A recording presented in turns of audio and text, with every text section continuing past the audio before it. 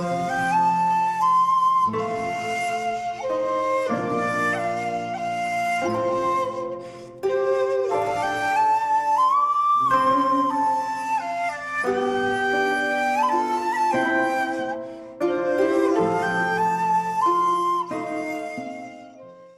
there, this is Solitary Ronin from Solitary Ronin Films, and welcome to the latest episode of the alphabet of favourite films, and we've reached the letter U.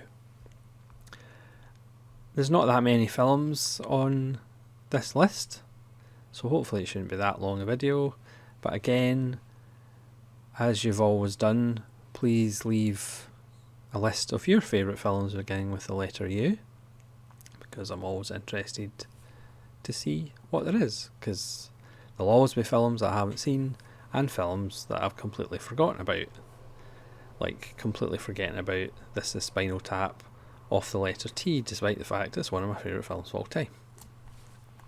So let's just start. Again, these are in no alphabetical order. So I have The Uninvited by Lewis Allen.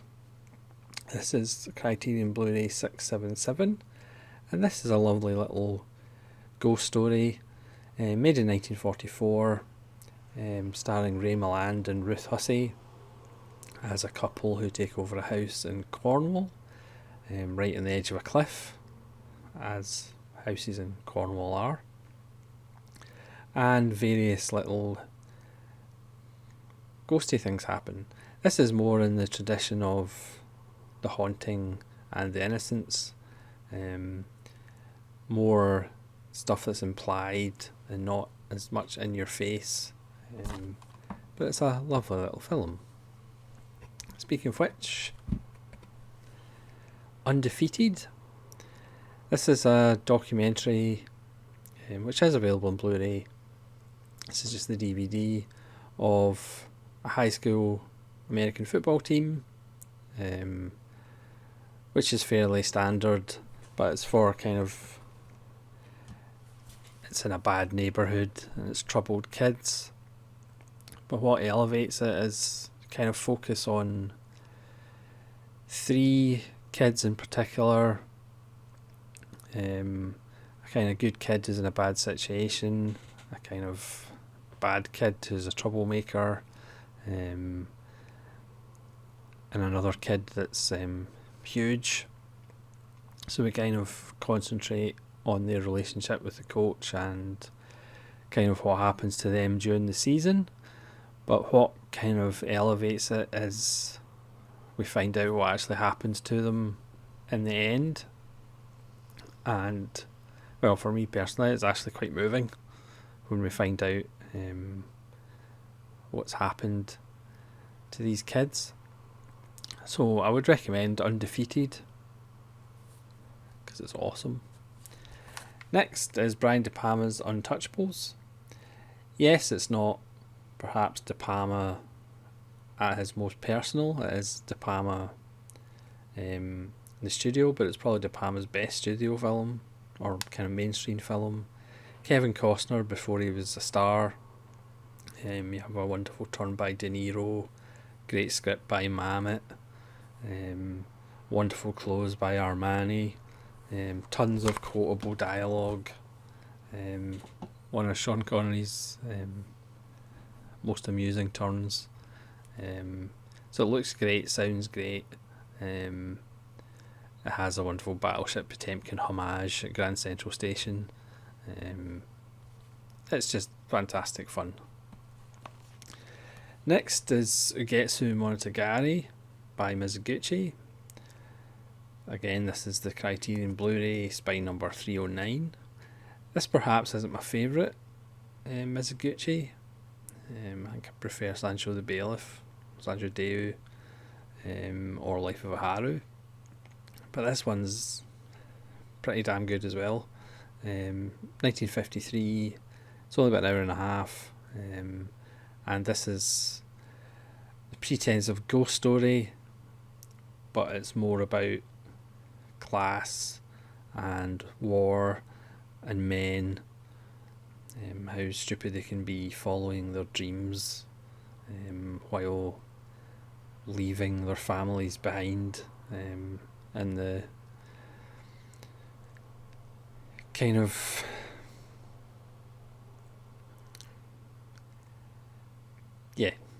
just being stupid basically, and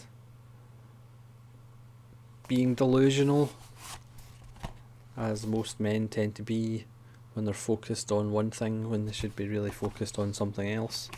It's a beautiful print, beautiful film. You get zoom on it to get right. Next, slightly different tact, is Unearthly Stranger, with John Neville. This is from 1963. It's actually later than I thought it was.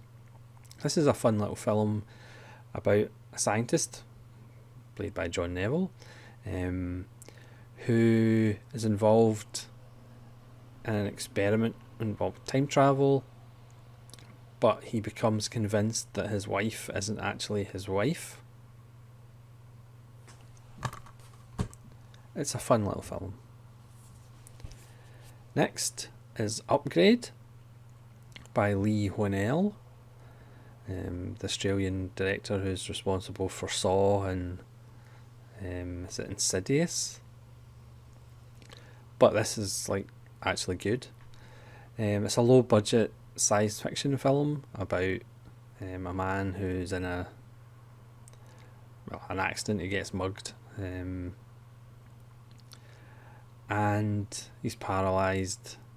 So this shady guy from a shady company offers him an upgrade, essentially like nanotechnology in his brain, which has quite incredible effects on his body, and he uncovers a conspiracy. It's a beautiful little film. Again, it's low budget, but you wouldn't think so. The production design's fantastic. It's got a great story. The fight scenes are really well done. When you find out what they actually wanted to achieve, it's way better than lots of bigger budget films. This is the second sight, special edition of it. It's a beautiful little film, a really surprising film. I had kind of low expectations of it, but it's really, really good. Next is Up by Pixar, arguably the best Pixar. It's about an old man who loses his wife and decides to have one last adventure going to South America. Obviously most of us have seen this, so there's no spoilers alert, but he gets his house and lots of balloons. The first 10 minutes of it is overwhelmingly emotional as we kind of follow this couple's life from not being able to have kids to their old age to him losing his wife. It's actually really quite a tough 10 minutes. But then the film just takes off and it's just amazing. We've got Doug, the talking dog. It's just absolutely fantastic. It's just amazing. It's a wonderful, wonderful film, and certainly up there with Wall-E, I think, as the best Pixars or my favourite Pixars. Next is Giuseppe Tornatore's La Sconcertata, or The Unknown Woman. This is probably the best Tornatore film that you perhaps haven't heard of. Obviously he did Cinema Paradiso and he got the Oscar, but Cinema Paradiso is only about my fourth favourite Tornatore. Obviously my favourite is Legend of 1900 with Tim Roth, which I have went on about on length on this channel. But The Best Offer with Geoffrey Rush is fantastic, and so is The Unknown Woman. This is kind of a Hitchcock homage, as a woman who kind of inveigles her way into a family for her own reasons. We see in flashback what happened to her.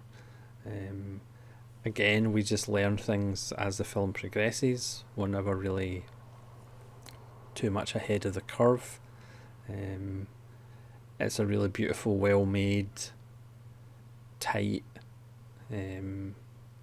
really well-directed and written film.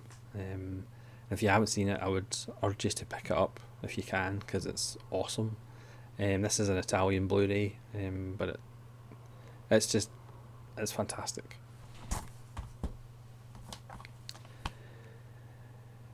Next is Jonathan Glazer's Under the Skin, which is one of those films that you're probably going to really like or really hate.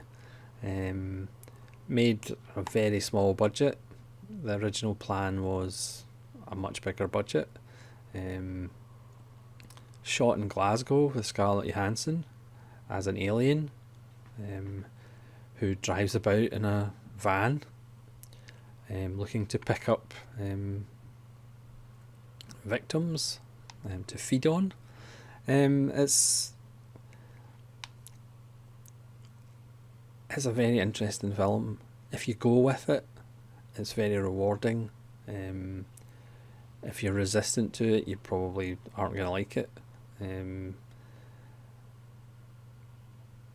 Yeah, it is interesting. And it's also interesting because it follows the road that I actually go to work. Shot in the south side of Glasgow and also the city centre. So if you're Scottish or you're Glaswegian, you'll recognise parts of the locations. And it is kind of bizarre that Scarlett Johansson was driving about in a van, because allegedly there's use of non-actors as well who she picks up and has chats with. It's a really interesting little film. Next on the list is a film that's not going to make my final 150. It's another John Bram, The Undying Monster, which is a riff on The Hound of the Baskervilles, but with a werewolf instead of a big dog. This was more just to, again, mention John Bram, who did The Lodger, which is, in my opinion, the best Jack the Ripper film. He also did Hanover Square, obviously with Laird Krieger, because I'm going to mention Laird Krieger every time I can get it. And Indicator's latest releases that are upcoming, that hopefully I should be getting this week. The Mad Magician with Vincent Price is another John Bram film. So pretty much in the last year I've went from not having a clue who John Bram is to hopefully having at least 4 of his films. Again, this is only 63 minutes. It's not a great film, but it has moments of panache and style. But it's almost worth picking up because there's a nice featurette, Concerto Macabre, on the films of John Bram. There's an audio commentary. There's a 2007 restoration. This is a Kino Lorber, Region A. Because again, Kino, sometimes they're bare bones, but other times they can actually have a decent number of extras on them. So again, this is not going to make my top 150 of all time, but it's certainly worth a look, as the other John Bram films that I mentioned are. And then finally, told you it was going to be a short video, Hal Hartley's The Unbelievable Truth. This is his first feature. This is in the Long Island trilogy set. There's Adrienne Shelley and Robert Burke. Again, this is just a wonderful little film about Adrienne Shelley, who doesn't know what to do with her life. She's in constant fear of nuclear bombs and the apocalypse. Robert Burke is a mechanic who comes out of prison back to the local town. He's got a reputation. It's just a beautiful little film. If you're unfamiliar with Hal Hartley, it's a pretty good place to start, with his interesting dialogue and how it's delivered. It's about the choices we make, the consequences of the past, how everything's linked, and it's just a bright, breezy little hour and a half before he would go on to make even better films like Trust, Simple Men, and Amateur. The Unbelievable Truth is a fantastic little film, even though it does remind you that Adrian Shelley sadly is no longer with us, which is a tragedy. And on that bombshell, I'd like to end. So thank you very much for watching the letter U. Again, please leave your letter U films in the comments, and hopefully we'll see you again for the letter V. This is Solitary Ronin from Solitary Ronin Films saying thank you and farewell.